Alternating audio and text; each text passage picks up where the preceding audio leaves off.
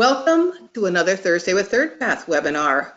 I know I say this every time, but I am so excited for today's webinar. I've known Mika Cross for a long time, and not only is she full of wisdom around how to make flexibility work for yourself and your organization, she also really has lived this stuff in her own life, and you're going to hear a little bit about that in today's webinar. And what you've seen this year in the webinars is we've really trying out something new and very exciting. First, we start with an expert, Mika, talking about how we can really change the culture of FaceTime. Then we have one of our integrated life advocates. These are our career counselors and couples counselors, work-life coaches, in this case, organizational change persons, who help us think about how to apply these ideas real time. We're going to share some case studies of why it's been really challenging to put these ideas into place, but also we hope some hopeful case studies as well. So without any further ado, oh, and I should mention, at the very end of the webinar, we're going to have a Q&A where just live attendees get to ask Mika or Elaine Cheney, who's our ILA this month, or myself questions about how to really apply today's concepts and make the impossible possible. So Mika, I am so glad you are here today. You have done many things in your life, personally and professionally, to really, push back at that culture of FaceTime. Tell us a little about where this all began or where you are today and how you've thought about these issues personally and professionally. Tell us a little bit about you, Mika. We want to hear. Sure. Well, first and foremost, I'm absolutely honored to be a guest on today's webinar and to be working with you again and discussing these so very important topics. As you mentioned, I have, and on this slide here, you see, I have 20 years of public service, actually. All throughout government. I started my career in uniform military service. It just so happens to be coming up on Veterans Day, so a special shout out to all who have served and families who support those who have served, special place in my heart. And I started my career in the United States Army. I was enlisted for a short while, won a scholarship to become a commissioned officer, and after 9/11, I landed in the United States intelligence community. I was very young. I was very junior in grade and rank, and I worked on very high-level national priorities that dealt with workplace protocols, policies, and initiatives all around how to support a very combined and complex workforce to accomplish the mission. So after 9/11, we were deploying a lot of civilians downrange for very long periods of time. Previously, the intelligence community would have missions and operations, usually smaller in scale. The one I worked on was 1,500 people combined across the United States intelligence community at large. So those are across different agencies throughout the federal government, different functions. We had foreign governments joining the mission. We had military branches of every service and even government contractors all working together to support this mission to secure our nation and keep us safe. And that really required a different way of thinking because we recognized the toll that it would take not only on our employees, but on the families that supported them.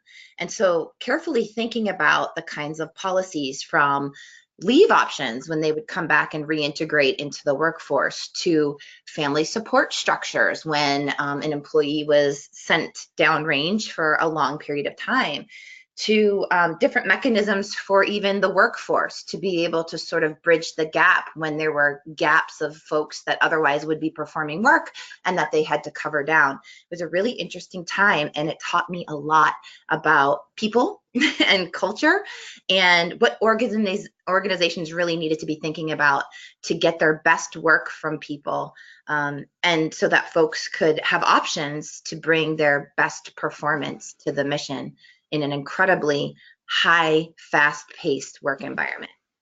And from there, I kind of traipsed my way across government. I actually ended up resigning my commission. I pinned on captain, and in 2004, after my daughter was around 1.5, maybe a little more than 1.5, I decided to make the hard decision to resign my commission in the military, but continue my service as a federal government employee. And I was able to work on a lot of human capital policies that dealt with, guess what, work-life issues. Yep.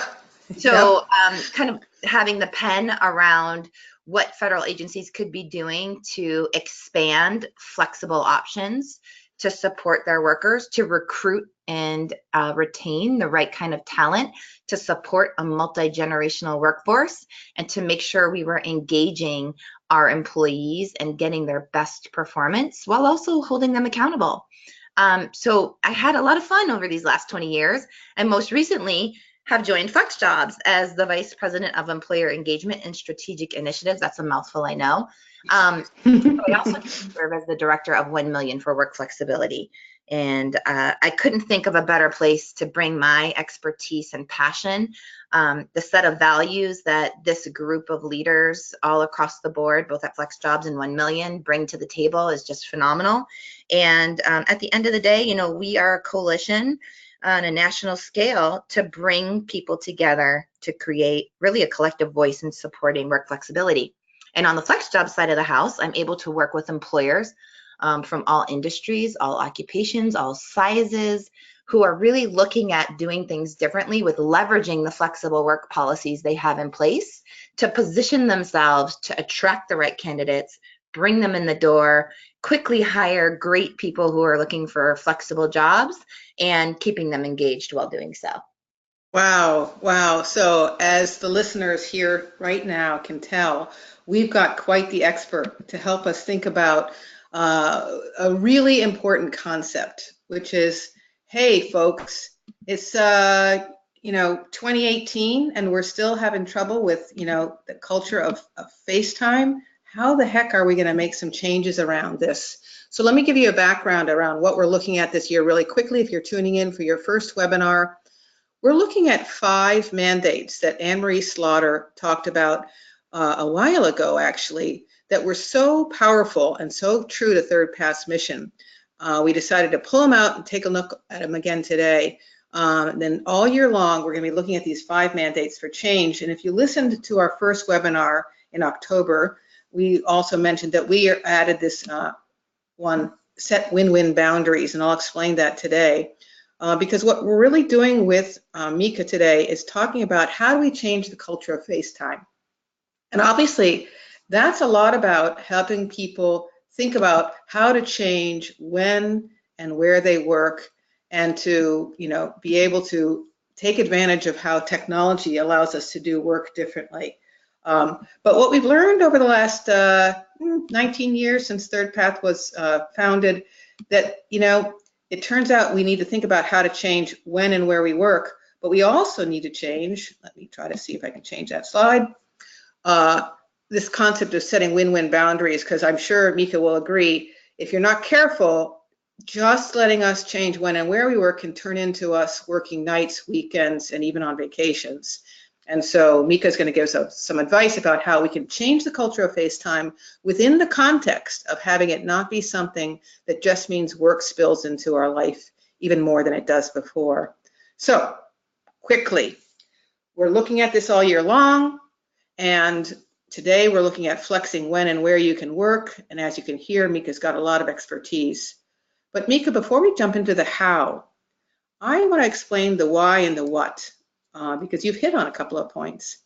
When you tell your story, there probably was a why for why you did what you did. Even at a very early point in your career, you were thinking differently. And I want to hear more about that. What helped you think differently? What gave you the power, the passion, the courage to try to do things differently?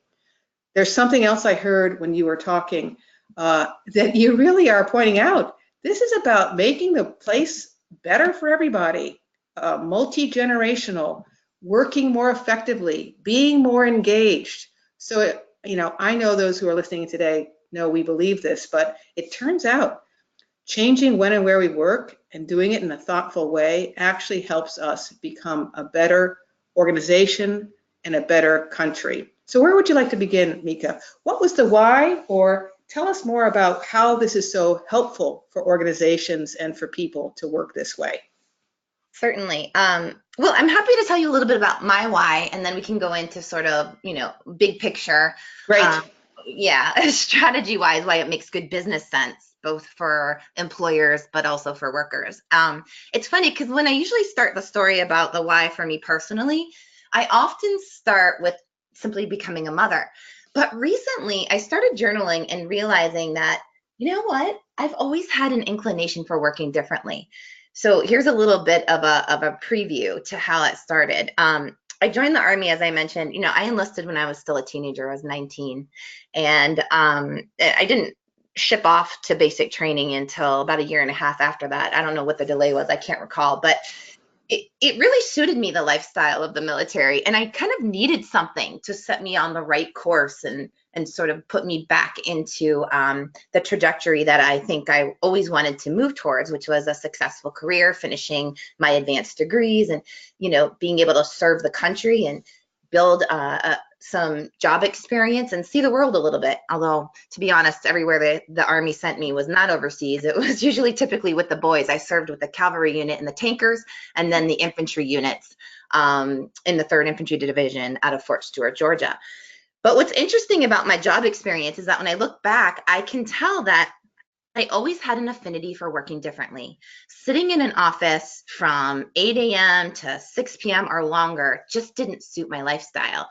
So the great thing about being in human resources in the military was that I also had to lead a huge department. We had more than 50 soldiers that reported to me by the time I was 25, doing many different functions, most importantly, deployment readiness. So we had to make sure that people were qualified, training records, performance management, medical records, that everyone was qualified and ready to go, in addition to the regular human resources kind of functions of a big department that supported more than 16,000 soldiers all around the world.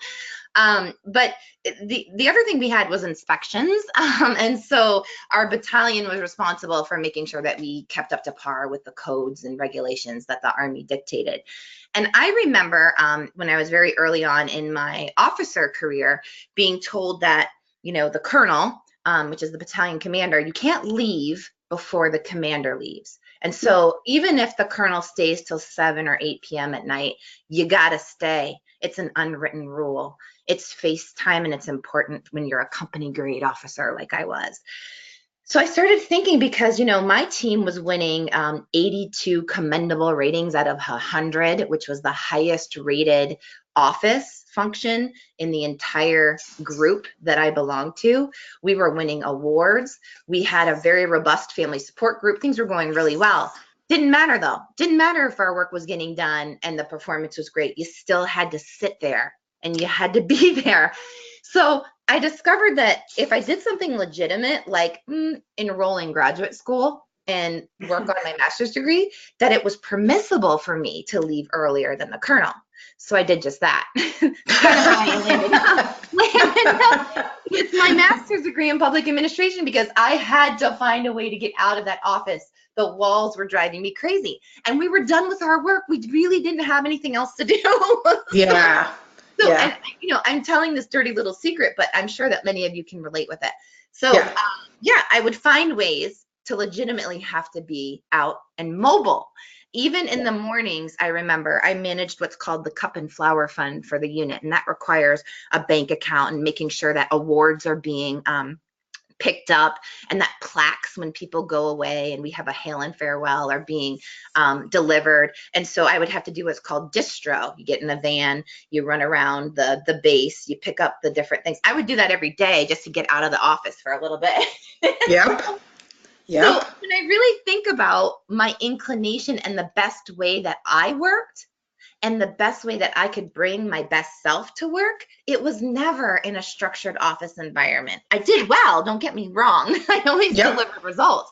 Yep. But it seemed ridiculous for me to have to sit around or make my team sit around when we were done performing for the day, or when we had exceeded or excelled the standards. Yeah. So it's funny. I just wanted to kind of preview that. But no, I want to jump in, because actually you're on to something else, and maybe you've already thought about this, but I want to underscore this for everybody who's listening in. Here's a very important thing to underscore in Mika's story.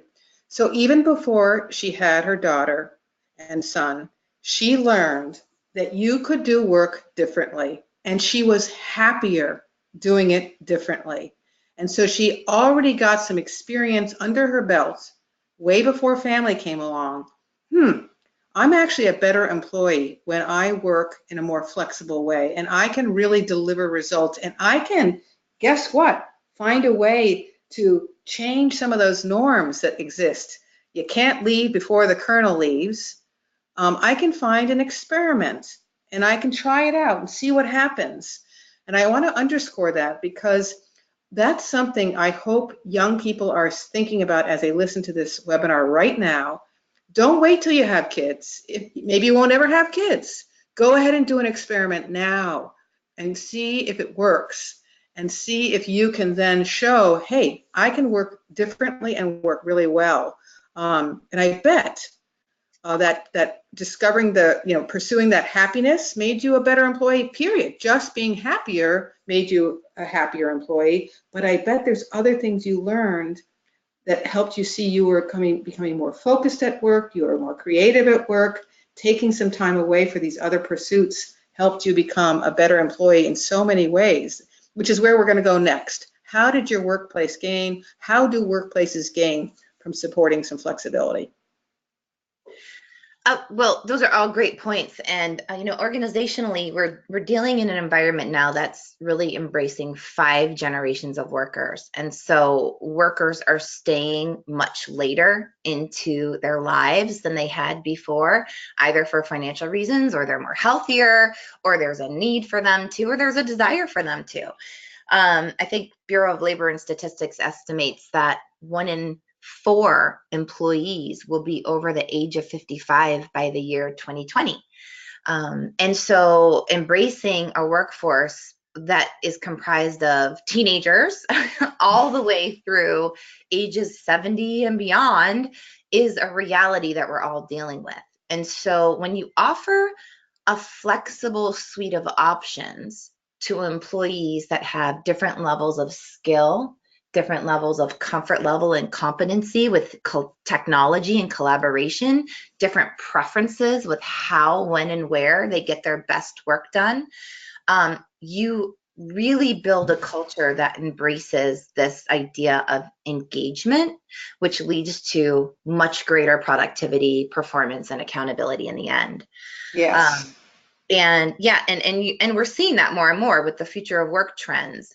In fact, in this labor market where unemployment rates are dropping at record lows and employers of all types, kinds, and sizes are competing for the same kind of talent, they're pulling out all the stops. Benefits are great, but our research at FlexJobs shows that more and more job seekers are willing to forgo higher wages, higher salaries for more flexibility. And that trend is really on the rise. Yeah. Actually, I've been trying to encourage nonprofits to think about this because they might not have the best wages, but they can offer flexibility. They can get smart about, how to help people think in a more flexible way around how to get their work done, which brings us to something we've talked about for a long time. And again, nothing new to you, Mika, but we try to encourage people to remember that, you can't just have the same blanket approach to flexibility for everybody in your organization because different jobs require different types of flexibility.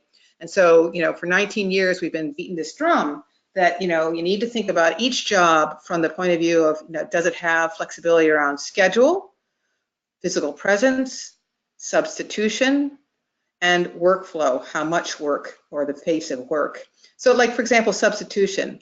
If there's a court case happening and, something happens to the court stenographer where, he has to leave and can't return to that particular case, there's a substitution that can happen and the case can continue.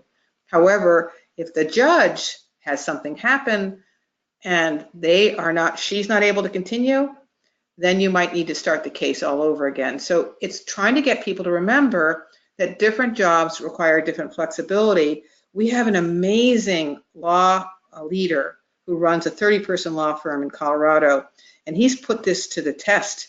And so he's really figured out flexibility for everybody in that organization, whether they're a lawyer, paralegal, administrative person. And one way he's done it is because he's really practiced it himself. Any thoughts about this idea that you need to think about flexibility different for different jobs? Mika? Sorry about that. I'm trying to get to my mute button, speaking of.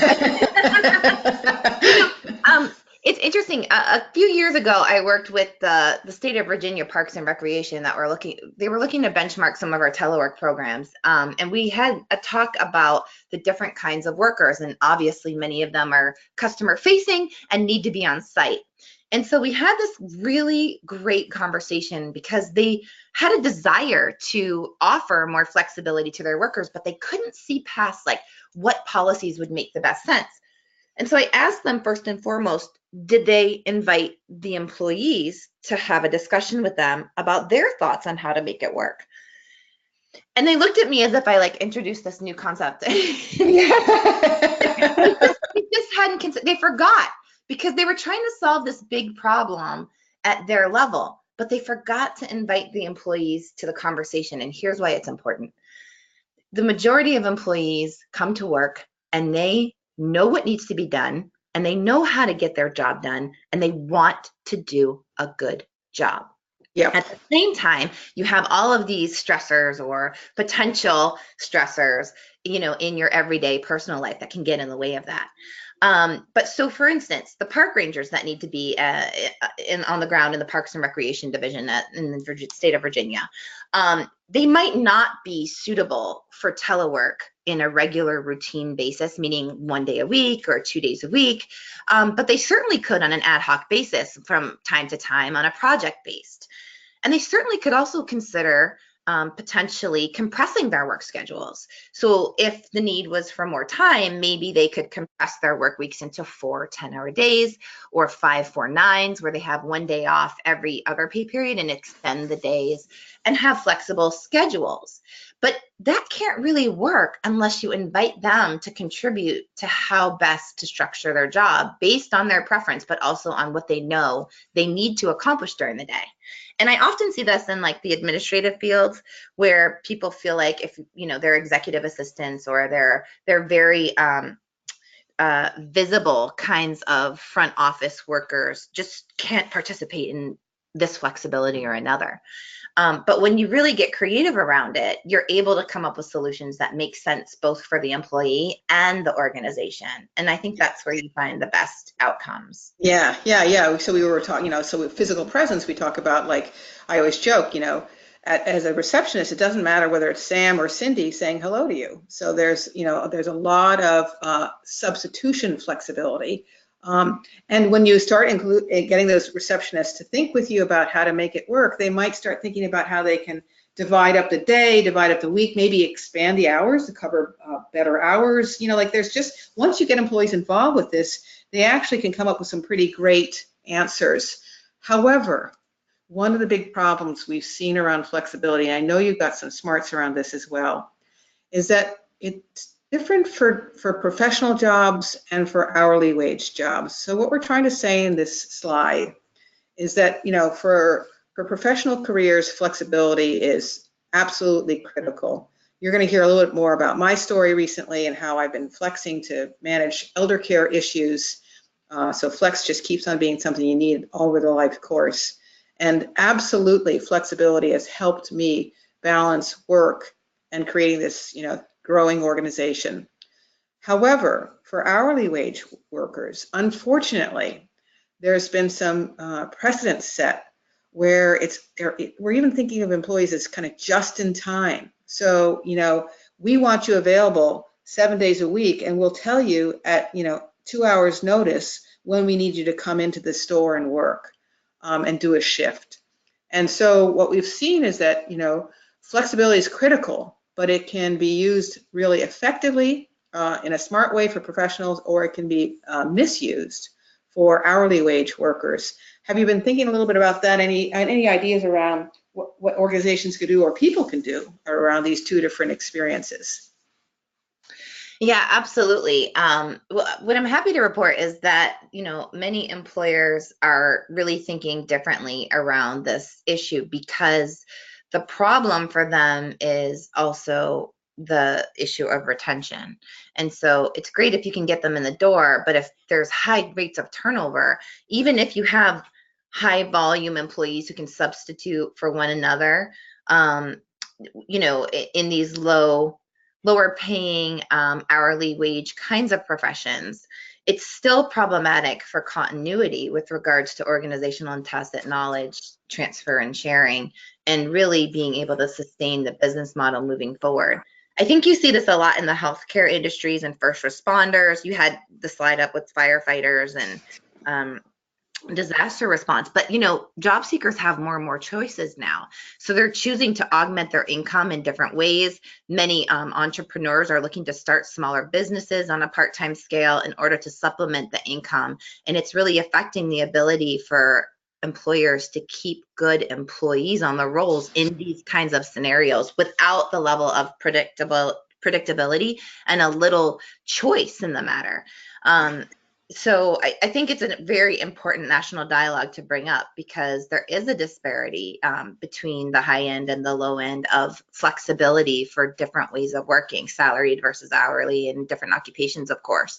But I'm happy to see is the increase in employers who are willing to kind of address these issues and think about things differently to help offset the impact.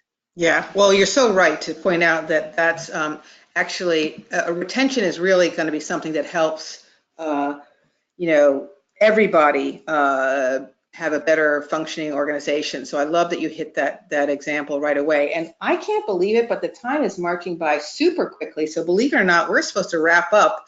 But luckily, look at this. We already talked about this slide a little bit.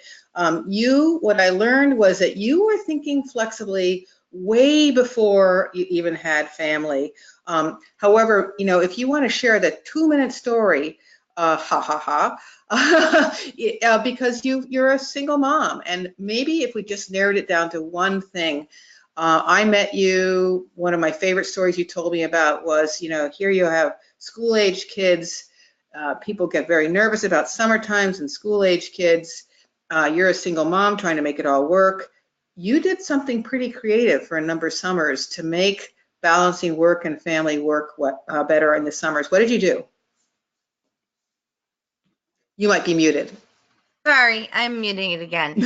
Yeah, in the summers, I'm my home state is Maine, and so what I did is I chose to work with my employer to see if I could extend some work period times during the summer in order to do a combination of part-time work and annual leave while I was in Maine to extend my vacation, but not get so far behind in the work as well. And so I enrolled my kids in the local summer camps and camped out on the lake in my hometown where I grew up. And I was able to be able to have support from my family because, I moved to Washington, D.C. area when I was still in the military, still continue working, prorate my leave, and extend my stay in Maine for a while. And I did that working for many different agencies, by the way, in the government, which is pretty unique. And I'm happy to say this summer I did it as well, working for Flex Jobs. I've continued to do that. And one other thing I wanted to mention as well with regards to creativity and thinking about flexibility, I worked for the intelligence community, as I mentioned, and during that time I had a top secret TS SCI clearance, one of the highest clearances that you can have. Although I worked in HR, which is a lot of unclassified work. And I worked with many leaders who were able to innovate and come up with solutions, especially because I was able to show them that I was driving results. And so although I couldn't take my work and work off site for a full day, certain number of days a week in that environment, we came up with a schedule that worked really well. I came into the office every day, Monday through Friday, 10 a.m. to 2 p.m. Those were my sort of core hours. And then all of the unclassified policy writing or communications that I had to deliver that could be done off site, I did around those core hours. It enabled me to miss traffic. It enabled me to have a morning with my children and not have to rush and be flustered about it, be a little more well-rested as a single mom of two. And really, really did help me bring my best work to the workplace in a very important role in the United States intelligence community. And a lot of times when I tell that story, people's jaw drops to the floor because, especially in DC, they know what kind of environment and what kind of culture you're operating in the intelligence community. But we made it work. And it didn't look the same. It didn't have to be a full-time day, 3 days a week. We became creative. And, the onus was on me also to be flexible around that. So flexible to the responsiveness of what the mission needed, and then the organization was responsive to what I needed for flexibility as well. Wow, wow. And such a great example of, again, creating kind of this routine core hours where you're there for certain types of work where you need to be physically present to get it done, and it's classified work too. But also what we've learned is when people work away off-site, that it can become a chance for them to have really good focused work time. So, your workplace was winning on so many fronts. Hey, folks who are listening in, we're going to talk more about this slide when I get to Elaine. Basically, the big message is flexibility is a process, not a solution. And so we're going to talk a little bit about how we can help you think about this process so that you can learn key integration skills and really succeed in a flexible way. When I get to Elaine, we're also going to talk about the impossible. That's what we're doing all year long. We're really saying, look, we get it. There's a lot of challenges in trying to have flexibility work. And Elaine and I are going to talk about some of those challenges, and really with the hopes that we can inspire you that even with some of the challenges, flex is possible. So I'm going to let you have a last word when we get to the Q&A. But Mika, it has been amazing. I knew you would deliver well, as you have done your entire career. I'm glad you're going to stick around for the Q&A. So people who are part of the live webinar, you get to ask Mika some questions afterwards. But now we're going to switch and talk a little about some of these ideas that we've been discussing today and how we can really apply this concept of flexibility right now, tomorrow, in your life. What are the barriers? What are the opportunities? How can we make this real? So Elaine, I've known you forever. I'm so glad you're here today. You'll be hearing when Elaine and I talk.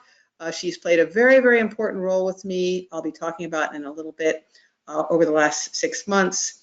But I've asked you to share a little bit about, maybe you have some thoughts about what you've heard today that you want to start with.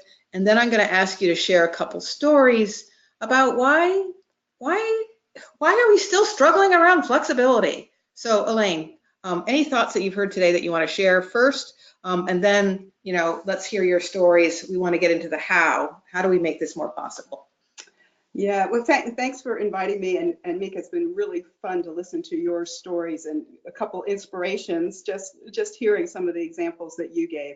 I think it is interesting to look at this slide about, we're talking about the how, about the culture change, changing the culture of FaceTime. And the stories I have to share really are focused on that. And yet when I look at the model, I realize that at least for one of the stories that I'm going to share, there's a little piece of redefining the arc of successful careers and setting win-win boundaries too. So this all fits together in order to make it work. So yes, yeah. That's the truth. So tell us case study number one, Elaine. Yeah. Well, and so the first one is a success story. This was a woman who was in one of our OMG groups, overwhelm mitigation groups, and who was a participant who joined the group. She was interested in making some changes in around her work. She hadn't really thought it through a whole lot. And what was fascinating is that she began to realize that she'd really never considered asking for more flexibility in either the hours that she worked or where she worked. She kind of had her own norms in her head about this is the way work is and this is the way it happens here at this organization. And in the process of working together with her and the other folks in the group over a 8 or 9 month period, she began to realize, maybe there are some little experiments I can do. And I love the word experiment because I think that's what this all is all about. And so she kind of, in the piece, she kind of got brave and started thinking about, what do I want differently? What's important to me? And she began to ask for just a little bit of time to work remotely. She did a few little experiments about condensing her hours, and she was surprised at the results in a couple of different ways. One, she was pleasantly surprised that her workplace was a little bit more willing to be flexible than she realized. She just never asked, quite frankly. And then she was also surprised at how being able to to work from home or remotely periodically really helped her get some of the detail kind of work done that she needed to get done without interruptions.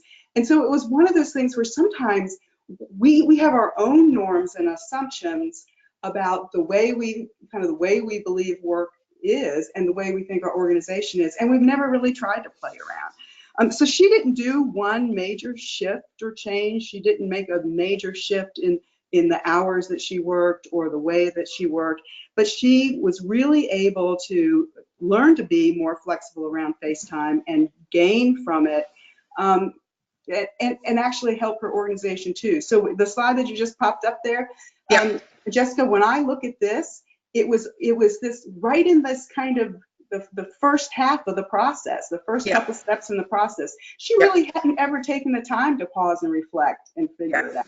And she'd never really tried to be a little bit bold and get specific about that. And when she did, she was actually able to make some changes. And it was really kind of fun to watch her experiment. So that's, it's interesting. Sometimes it's us too that needs to figure out what are our Yes, and again, we're going to talk about how sometimes it's even harder than that. We really get it. Listeners, we're not pretending that we don't know how hard it can be. But I think there's a really important message in the story Elaine just talked about, is that, you certainly heard in Mika's story, she was thinking outside from the box right from the get-go. And sometimes we set up a box for ourselves that limits our thinking. And what I also hear, Elaine, in your story is that concept that this is a process, not a solution. So it's that iterative experience. Mika tried something, it worked well. She tried something again. Same with your person. So we get a little bit more bold each time we have a little success around this stuff. And we keep on learning that, there's this, what we call a triple win. So in other words, this is really about that you can find solutions that are good for you, good for your work, and good for your colleagues. And when you find those triple win solutions, you do your work better, you inspire people that change is possible. It all just becomes a very positive cycle.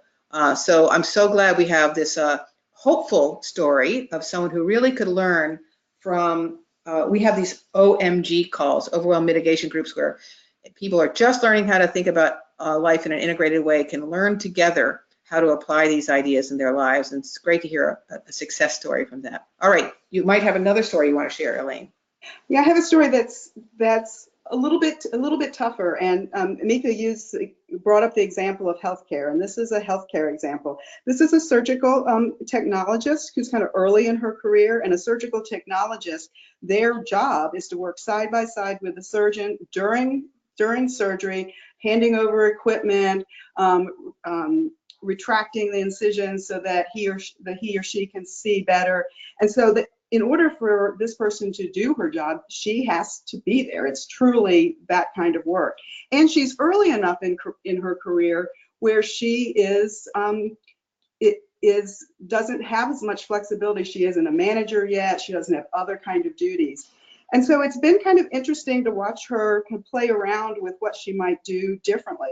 One of the things that she discovered was that, first she worked in a major hospital system where the OR might run day and night, which meant, she ended up with weekends and getting called in at night and evenings. And that became something that she decided she really wasn't as interested in.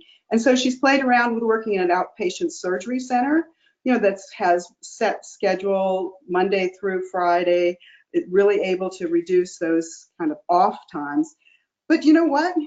If you've had any kind of surgery yourself, even at outpatient center, those surgical techs are there working before 6:30 in the morning, right? Yeah. And so it's a very early day, and it's especially difficult during this early in your career when you might have young children. Childcare doesn't open till 6:30. You're already at work doing your work.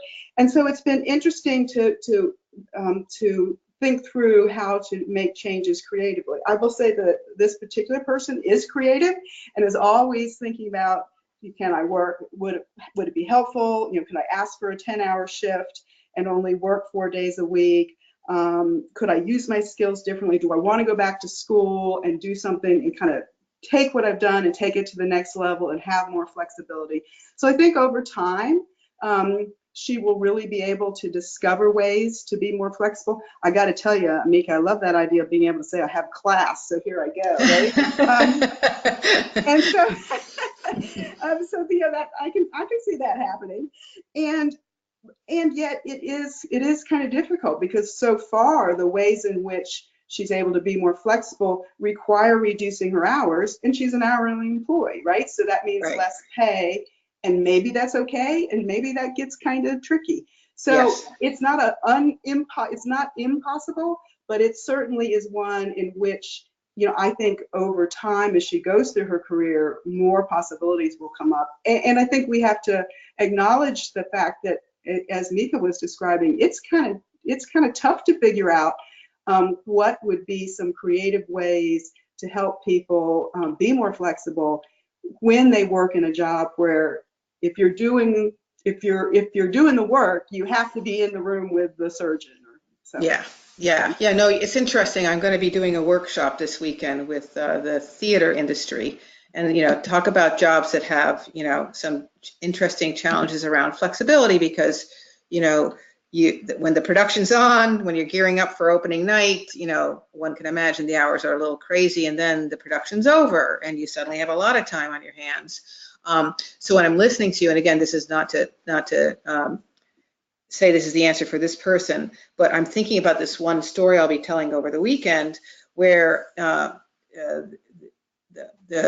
the actress is married to a professor, and so they're able to work together around those schedule shifts and changes, and as a team they kind of manage the inflexibility of her job at times, and then she can kind of step up at the other moments when she has more flexibility.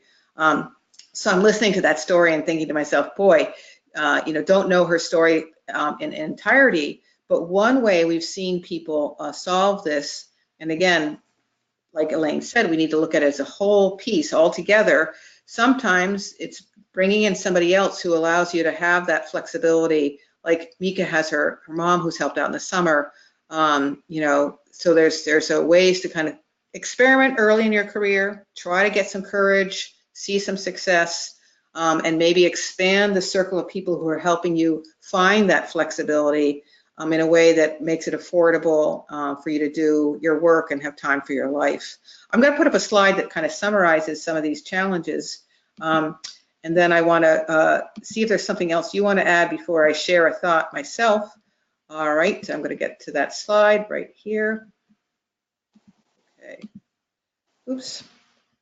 All right, so hopefully what you're hearing today are some themes. And Elaine, I'm going to ask if we've missed something, and then I'm going to share a story after that. One big problem, no time to think. So already what you hear in Elaine's story is having someone you can call and talk to and figure out the next experiment really helps people think outside the box, even boxes they construct themselves, and to try something, hopefully an experiment early in their careers that builds up their confidence that, yes, I can do work differently. Another place people can get stuck is, conflicting goals at home. Really having a team of support around you makes flexibility work as well. So if you're the only one in your family system who has to flex when there's a sick child, that's a problem. If you can have it be you and your partner who both think about how you can manage a sick child, that's going to be a lot better. If you don't have a partner, maybe it's, extended family, a sister, a neighbor. You've built in some support around you because, as we can see in all these stories, we need flex on both sides, flex at work and flex at home. What I didn't hear so far is unsupported manager, although I do love the quote, you can't leave before the colonel leaves. And we did find an experiment around that. And actually, it's something one of my other board members did, just like Mika. He worked in a big law firm, and he started teaching a class. And that was his way to start having something else in his life besides law and prove that he could do both. And it really helped him when his first son, his daughter was born too. So, we get it. There can be unsupportive managers. But the big point I'm trying to get to, is that if you you can get into a spiral of negative, of the impossible can get spiral in a negative direction too, where you have no time to think. You get home and you're arguing with your partner at home. Your manager doesn't get it. And unfortunately, the human nature next way we think is exhaustion, self-doubt, hopelessness. And so there can be a negative spiral that happens here too, where we lose perspective. We don't think we're worthy. We don't think we can make flex happen. And I just want to say that that's something we can, there's all of Third Pass integrated life advocates, people like Elaine. There are people who are out there who can help you break that cycle and get back into a more positive way of thinking about how to make the next step towards change, even if that means, like what Elaine said, moving to a different organization to find better flex that really works with your schedule. Elaine, there might be something else that you think's missing from this spiral of the impossible that we should talk about before I give a little more of a hopeful story. No, I just think I really like the thinking about how easy it is for folks to fall into that spiral. And so being able to step back and examine your goals and examine kind of how you and your support, your family or supportive people can help is really important. So yeah, thank you. Yeah, wonderful. Well, I want to keep an eye on the clock so we can get to the Q&A. And for those of you who are listening in today, the Q&A won't be recorded. We're really just having this be a live portion of the webinars this year. So we're looking forward to your questions. Think about what you want to ask us. You're going to have Mika, Elaine, and Jessica help you think about how to take the next step towards flexibility. I want to share one more positive story. And we only have 3 minutes to do it. So when I started Third Path, I knew this was about something really important. It was about parents having time with their children. I wanted to create a world where we did a great job at work and we had lots of time with our kids. That's the world I wanted to create. Little did I know 19 years later that those tools that Jeff and I learned to balance work and family, Jeff's been my true partner all the way through, would become so important again as we balance work and elder care. Last April, I had 4 aging parents. My mother-in-law was 86, my mom was 87, my father and father-in-law were 89. And since May, Jeff and I have really been wrestling with a lot of elder care. I lost my father-in-law last May, and I've had a lot of health challenges with my father over the course of this summer and this fall. Why is this connected to flexibility? Years and years ago, I learned that I could work from my parents' house and be up here for a week. I'm there right now. And I could keep an eye on how they were doing and make it normal for me to be around in their lives as they got older and older. And it turned out that simple decision of being present once a week, every couple of months, became so important this summer when my father fell and ended up in rehab. And then this October when my father had a heart attack and actually passed away a couple weeks ago. It became very normal for me to be here and present and able to help my parents and stay here as I help my mom adjust to this big change in her life. My dad and mom were together for 63 years. 63 years. They raised 5 children. They were a role model and are a role model of living a really full life.